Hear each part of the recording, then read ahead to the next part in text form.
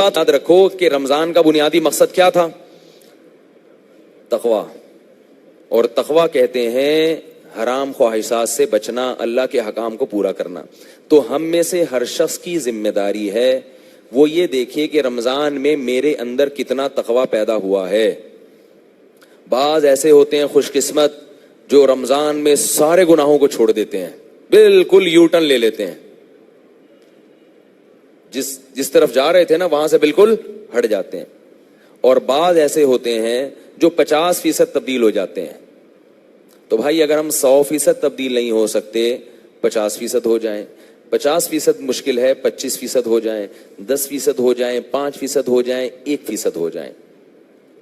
پتہ کیسے چلے گا کہ 1% تبدیلی آ گئی ہے؟ پتہ ایسے چلے گا کہ آپ اپنے گناہوں کی ایک لسٹ بنائیں جو گناہ کرتے ہیں، اور یہ دیکھیں کہ اس رمضان میں ان 100 گناہوں میں سے اگر ایک گناہ بھی چھوٹ گیا آپ کا تو 1% تبدیلی، بولو نا بھائی، آ گئی.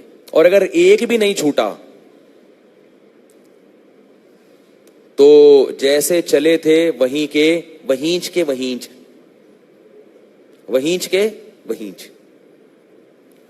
کوئی فائدہ رمضان کا نہیں ہوا. ثواب مل گیا، روزے کا بھی مل گیا. یہ ان لوگوں کے لیے جو روزے رکھ رہے ہیں، نمازیں پڑھ رہے ہیں. جو رکھ ہی نہیں رہے ان سے تو میں بحث ہی نہیں کر رہا ابھی، کیونکہ وہ تو تقویٰ چاہتے ہی نہیں ہے. تقویٰ چاہتے تو روزہ تو رکھتے کم از کم. جو روزے دار ہیں ان کی زندگی سے اگر ایک گناہ بھی چھوٹ گیا تو رمضان کا بہت بڑا مقصد حاصل ہو گیا.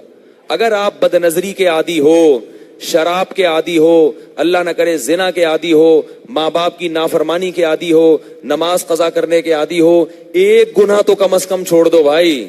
داڑھی کاٹنے کے عادی ہو، ایک گناہ تو چھوڑ دو کہ شراب سے توبہ کروں گا میں اس رمضان میں، زنا سے توبہ کروں گا میں اس رمضان میں، بد نظری سے توبہ کروں گا میں اس رمضان میں، والدین کی نافرمانی سے توبہ کروں گا اس رمضان میں. کچھ نہیں ہوتا، 5 وقت نماز کی پابندی اب سے شروع کر دوں گا میں. ایک گناہ تو چھوڑے کم از کم.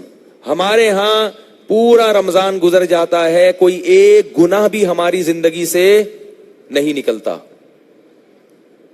پھر تو کوئی فائدہ نہیں ہے بھائی. تو اللہ تو کہہ رہے ہیں کہ میں تم سے روزے رکھوا رہا ہوں تاکہ تمہارے اندر نفس کے خلاف طاقت پیدا ہو، اور آپ کے اندر وہ طاقت پیدا ہو ہی نہیں رہی. تو یہ پھر مزیدار بات نہیں ہوئی، یہ پھر رمضان کا مقصد حاصل نہیں ہوا. محمد صلی اللہ علیہ وسلم نے فرمایا بہت سے روزے دار ایسے ہیں جن کو روزے میں بھوک اور پیاس کے سوا کچھ بھی حاصل نہیں ہوتا، سوائے بس کو کولیسٹرول کم ہو جاتا ہے ان کا تھوڑا سا، باقی ویسے کے ویسے ہی. اور بہت سے رات کی عبادت کرنے والے، نمازیں پڑھنے والے ایسے ہیں جن کو رات میں نیند خراب کرنے کے علاوہ کچھ بھی حاصل نہیں ہوتا.